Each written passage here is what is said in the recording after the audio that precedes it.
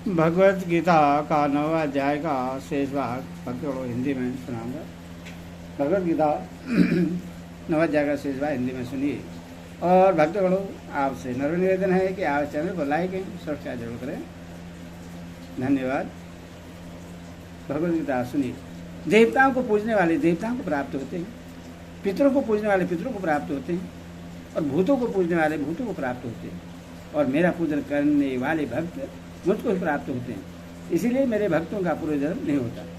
देवर्ता पद है कि मनुष्यों का वाचक है, और उनका देवों को प्राप्त होना क्या है? देवताओं की पूजा करना, उनकी पूजा के लिए बतलाए हुए नियमों का पालन करना, उनके निमित्त यज्ञादि का अनुष्ठान करना, उनके मंत्र का जप करना, और उनके निमित्त ब्राह्मण भोजन कराना इत्यादि सभी बातें देवताओं की बरत है। इनका पालन करने वाले मनुष्यों का वाचक देवर्ता है, पद है। ऐसे ही मनुष्य को अपनी उपासना के फलस्वरूप जो उन देवताओं के लोगों की, उनके सदृश भोगों की अथवा उनके जैसे रूप की प्राप्ति होती है, वही देवों को प्राप्त होना है।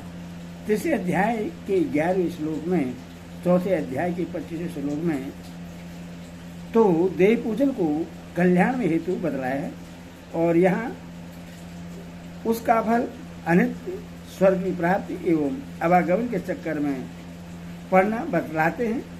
इसका क्या कारण है? तीसरे और चौथे अध्यायों में निष्काम भाव से देव पूजन करने का विषय है।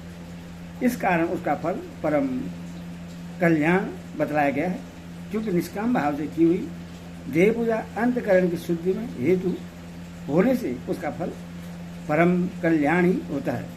किंतु यहाँ सकाम भाव से की जाने वाली देव पूजा का प्रकरण है, अथवा इसका फल उन देवताओं की प्राप्ति तक ही बतलाया जा सकता है।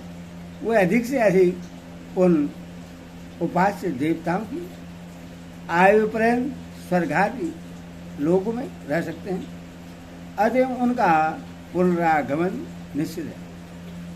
पितृवर्ता पद किन मनुष्यों का वाचक है, और उनका पितरों को प्राप्त होना क्या है?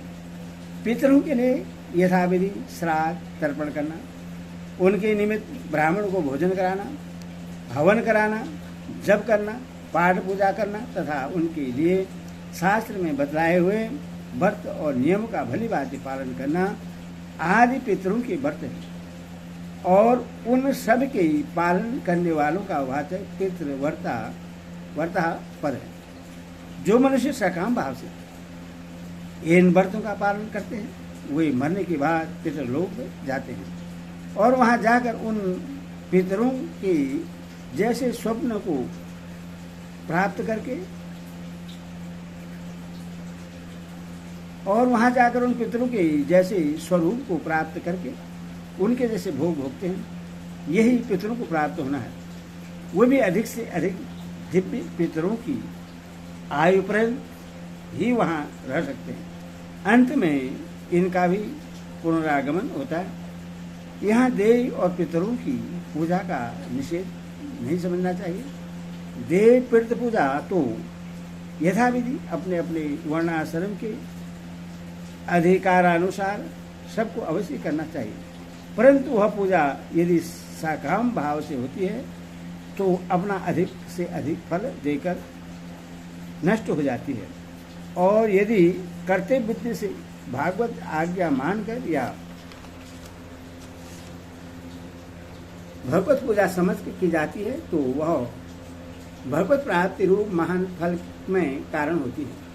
इसीलिए यहाँ समझना चाहिए कि देव पितृ कर्म तो अवश्य ही करें, परंतु उनमें निष्काम भाव लाने का प्रयत्न करें। भूते जया पद किन मनुष्यों का वाचक है, और उनका भूतों को प्राप्त होना क्या है? जो प्रेत और भूत गणों की पूजा करते हैं, उनकी पूजा के नियमों का पालन करते हैं, उनके लिए हवन या दान आदि जो भी कुछ करते हैं, उनका वाचक भूते जय पद है। ऐसे मनुष्यों का जो उन्मूल भूत प्रेतादि के समान रूप भोग आदि को प्राप्त होना है, वही उनको प्राप्त होना है। भूत प्रेतों की पूजा तामसी है तथा अनिष्ट फल देने वाली है, इसीलिए उसको नहीं करना चाहिए। यहाँ मध्या जिन्ह पद किसका वाचक है और उनका भगवान को प्राप्त होना क्या है? तो जो पुरुष भगवान के ही सगुण निराकार अथवा साकार किसी भी रूप का सेवन पूजन और भजन ध्यान आदि करते हैं, समस्त कर्म उनके अर्पण करते हैं, उनके नाम का जप करते हैं, गुणानुवाद सुनते और गाते हैं और इसी प्रकार भगवान की भक्ति विषय विविध भांति की साधन करते हैं, उनका वाचक यहाँ मध्या जिन्ह पद है। और उनका भगवान के दिव्य लोक में जाना, भगवान के समीप रहना, उनके ही जैसे दिव्य रूप को प्राप्त होना अथवा उनमें लीन हो जाना, यही भगवान को प्राप्त होना है। इन वाक्यों में अभी पद के प्रयोग का क्या भाव है?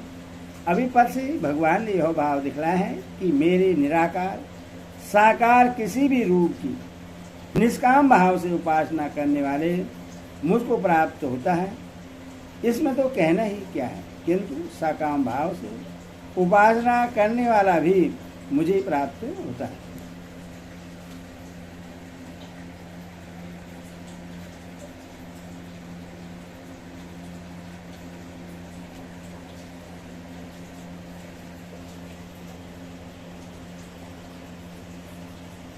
भगवान की भक्ति का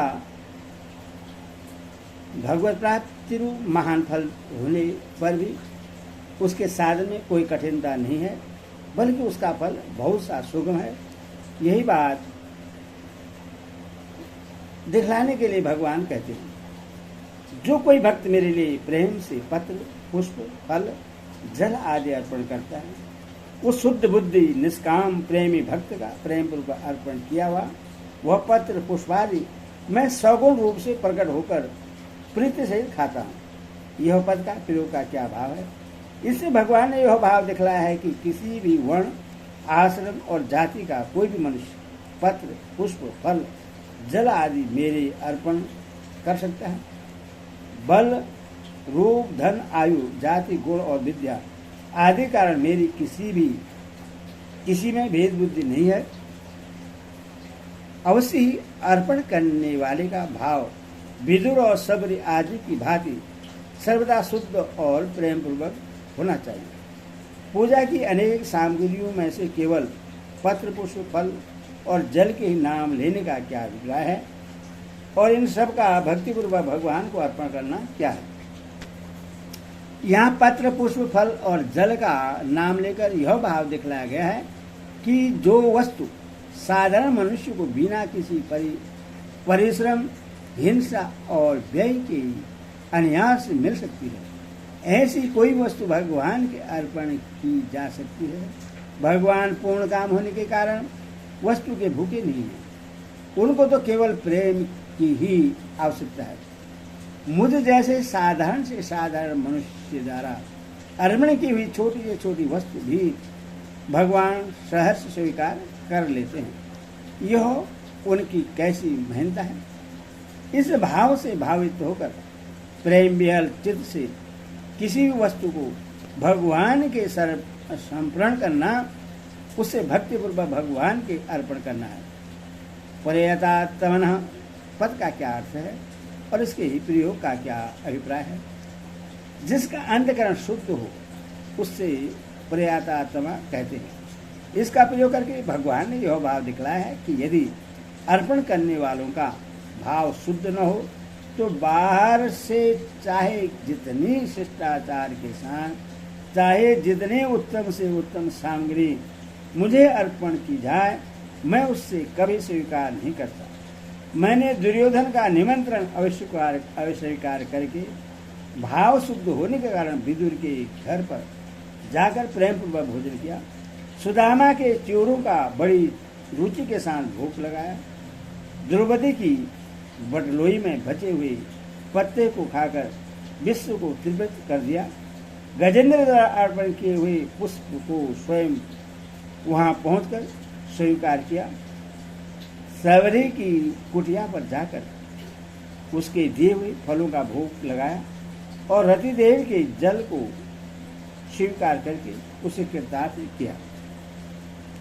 इसी प्रकार प्रत्येक भक्त की प्रेम पूर्वक अर्पण की हुई वस्तु को मैं पहल स्वीकार करता हूँ। इन भक्तों का विशेषतः इस प्रसंग में संबंध रखने वाली घटनाओं का संक्षिप्त विवरण क्रमशः इस प्रकार है।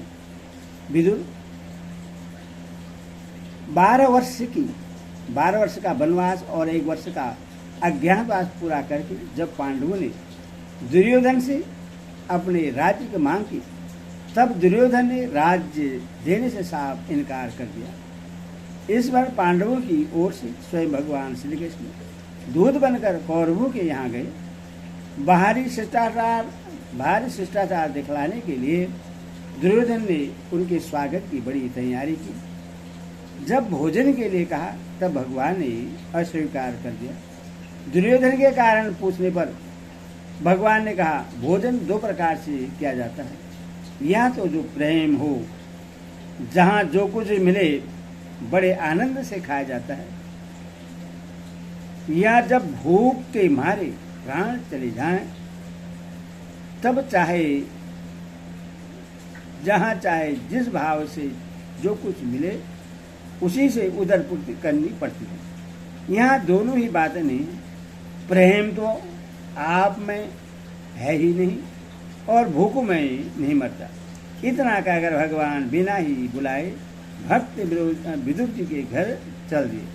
पितामह भीष्म, द्रोणाचार्य, कृपाचार्य, बाहलिक आदि बड़े बुढ़े लोगों ने विदुर के घर जाकर श्री कृष्ण से अपने अपने घर चलने के लिए भी अनुरोध किया, परंतु भगवान किसी के यहाँ नहीं गए और उन्होंने विदुर जी के घर पर ही उनके अत्यंत प्रेम से दिए हुए पदार्थों का भोग लगाकर उन्हें कृतार्थ किया। दुर्योधन की मेवा त्यागी साग विदुर घर खायो प्रसिद्ध ही है। हरि ओम तत्सत। हरि ओम।